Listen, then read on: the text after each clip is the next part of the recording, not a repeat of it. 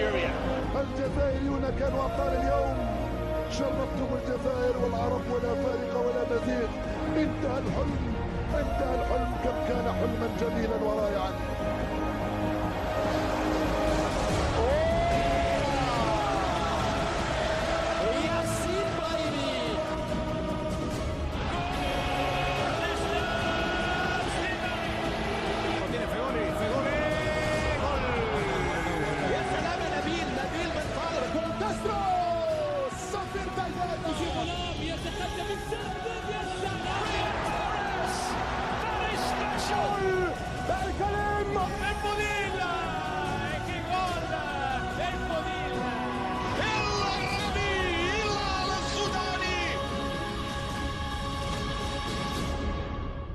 منذ عقود طويلة لم تشهد الملاعب الأوروبية صعود اللاعبين الجزائريين إلى منصة التتويجات رفقة الأندية التي ينشطون فيها، بعدما اقتصرت على معانقة الكؤوس المحلية باستثناء المهاجم العربي هلال السوداني الذي توج بلقب الدوري الكرواتي مع نادي دينامو زاغريب.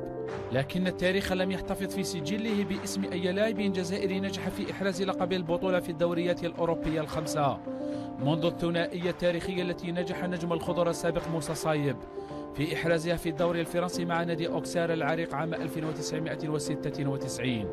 لكن هذا الموسم تشهد ملاعب كرة القدم الأوروبية على إبداعات متواصلة من اللاعبين الذين أثبتوا قدراتهم المذهلة التي يمتازون بها، والتي ساهمت بشكل مؤثر في صناعة الانتصارات وتسجيل الأهداف في أبرز الدوريات العالمية على مستوى القارة الأوروبية.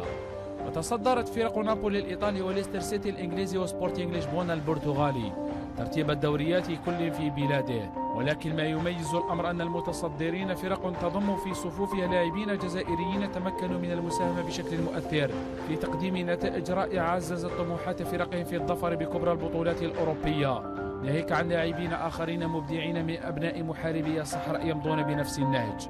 ويسير النجم المتميز رياض محرز في خط سير تصاعدي مع فريقه ليستر سيتي الذي بات قريبا من تحقيق حلم مذهل ومفاجئ في الدوري الإنجليزي.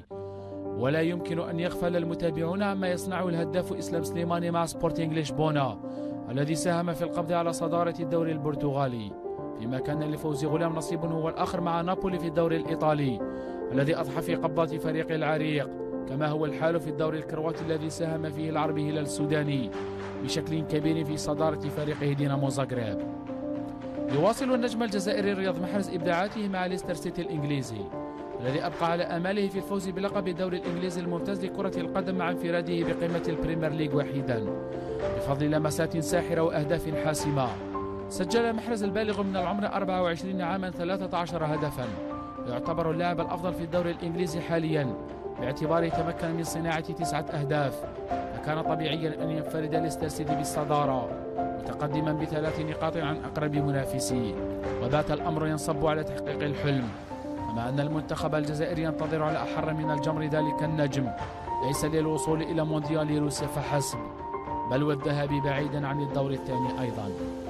وفي الدوري الإيطالي يستلهم ويبدع المدافع الجزائري الشاب فوزي غلام الصلابة الدفاعية من أساطير الكالتشيو بعدما نجح في فرض اسمه كأحد أفضل المدافعين في الدوري لهذا الموسم، نظير ما يقدمه مع ناديه نابولي الذي بسط جناحيه على قمة الدوري الإيطالي ويسير في الطريق لخطف الإسكوديتو، خاصة أن نابولي يعد من أفضل الفرق على مستوى الدفاعي بالأهداف بعد إنتر ميلان وجوفنتوس الإيطالي أقرب منافسيه.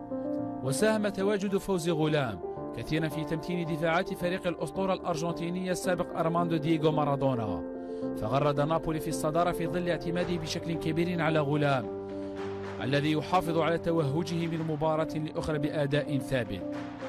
لا صوت يعلو فوق صوت النجم الهداف إسلام سليماني في الدوري البرتغالي لكرة القدم، فهو يحتل المركز الثاني في لائحة الهدافين بعدما سجل 16 هدفا لفريقه سبورتينغ لشبونة الذي يقبض على كرسي المقدمة والصدارة، ولم يكن اختياره كأفضل لاعب في دوري الدرجة الأولى البرتغالي لكرة القدم لشهر ديسمبر من فراغ.